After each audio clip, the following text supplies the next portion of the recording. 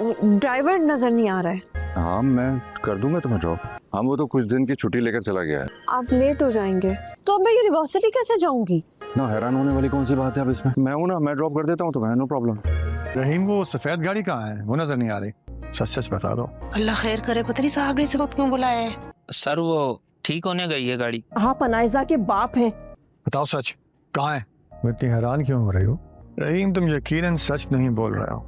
उसे उसके हक से कैसे महरूम कर सकते हैं? बेगम साहिबा ने अनायजा बीबी के घर भिजवाई है। सब खैरियत है बेटा?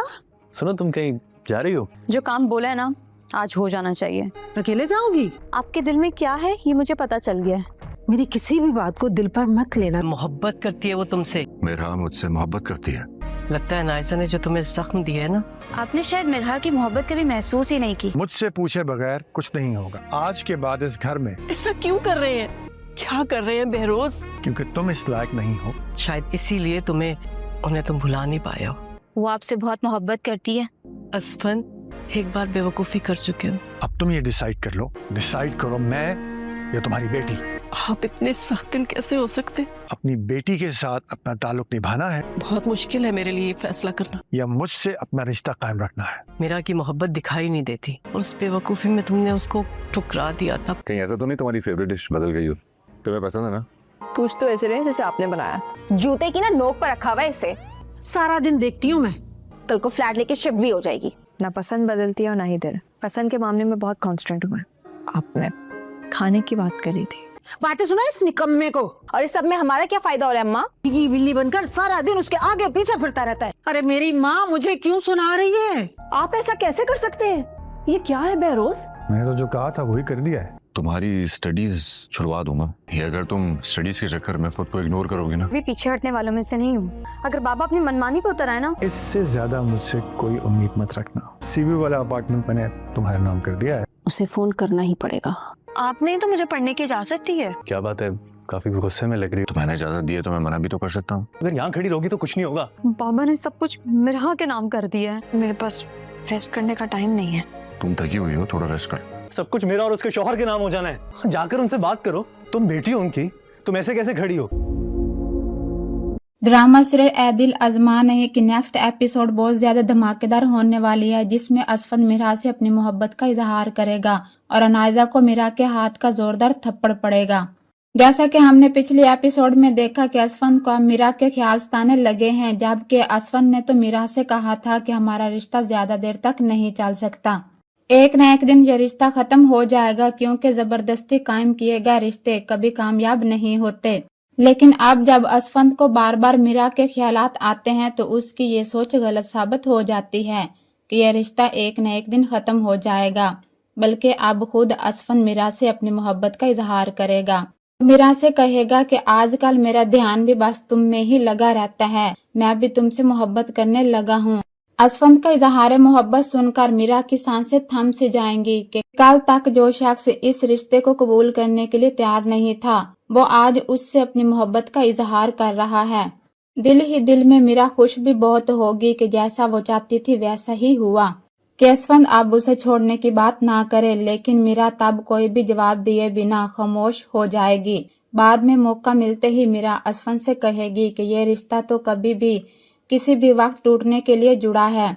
तब असफंद मिरा की बात सुनकर शर्मिंदा होते हुए बिल्कुल खामोश हो जाएगा, लेकिन असफंद अब ज्यादा से ज्यादा वक्त मिरा के साथ गुजारेगा और उसका हर तरह से ख्याल रखेगा।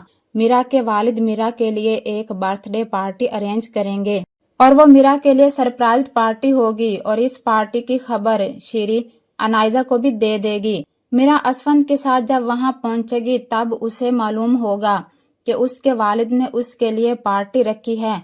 ये देखकर वो हैरान भी होगी और बहुत खुश भी, लेकिन अनायजा उसकी खुशी में रंग में भंग डालने पहुंच आएगी। अनायजा को देखते ही उसका बाप बहुत ज्यादा गुस्से में आ जाएगा, क्योंकि अनायजा जब से अपने बाप की इज्जत मट्टी में मिलाकर इस घर से भागी थी, तो तब ही उसके बाप ने सख्ती से कहा था कि आज के बाद इस घर में अनायजा का नाम तक नहीं लिया जाएगा, और अब वो अपनी आंखों के सामने उसे इस घर में देख रहे थे।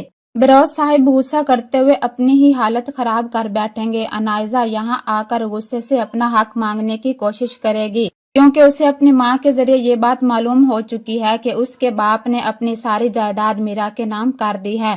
बेरोज साहिब गुस्से से अनायजा को कहेंगे, तुम यहाँ से चली जाओ, अब तुम्हारा हमारे साथ कोई रिश्ता नहीं है। यहाँ पर बेरोज साहिब को कुछ हो जाएगा और वो दिल पर हाथ रखते हुए नीचे गिर जाएंगे।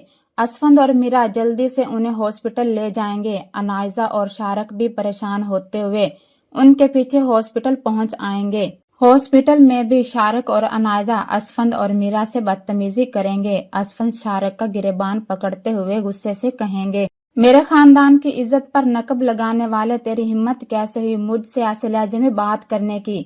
ये देखकर अनायजा असफंद पर चिल्लाएगी और मीरा को ताने भी देगी, क्योंकि अनायजा को पहले ही मीरा पर बहुत गुस्सा होता है कि वो सारी जायदाद की अकेली हकदार बन चुकी है और अनायजा के हाथ कुछ भी नहीं आया और उसने तो बिन मांगे ही सब कुछ पा लिया है। अनायजा की इस बदतमीजी पर मीरा भी उसे जोरदार थप्पड़ दे मारेगी। असफंद का साथ पाकर अब मीरा में भी इतनी हिम्मत आ चुकी है कि वो अपने हक के लिए लड़ सकती है।